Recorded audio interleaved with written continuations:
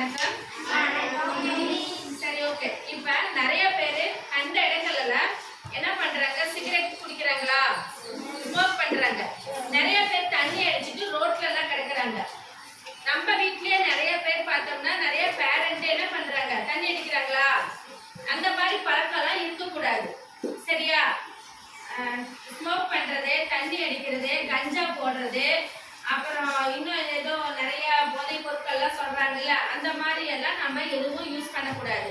இது நம்ம தமிழ்நாட்டில் நிறைய இந்த மாதிரி ப்ராப்ளம்ஸ் வருது. அதனால நிறைய கேன்சர் வருது, பிரெயின் ப்ராப்ளம்ஸ் வருது, உடல் உள்ள உறுப்புகள் எல்லாம் கெட்டு போகுது அப்படின்னு சொல்லிட்டு டாக்டர்ஸ் என்ன பண்றாங்க?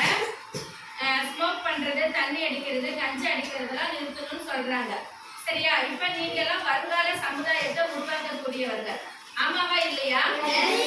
இப்ப நீங்க எல்லாம் என்ன பண்ணணும் அப்படின்னு சொல்லி பார்த்தோம்னா, உங்க வீட்டுல யாரெல்லாம் இந்த மாதிரி ரோட்ல போகும்போது, பஸ்ல போகும்போது, இல்ல வீட்டுல இருக்கும்போது யாரெல்லாம் ஸ்மோக் பண்றாங்களோ அவங்களுக்கு எல்லாம் நீங்க அட்வைஸ் பண்ணலாம்.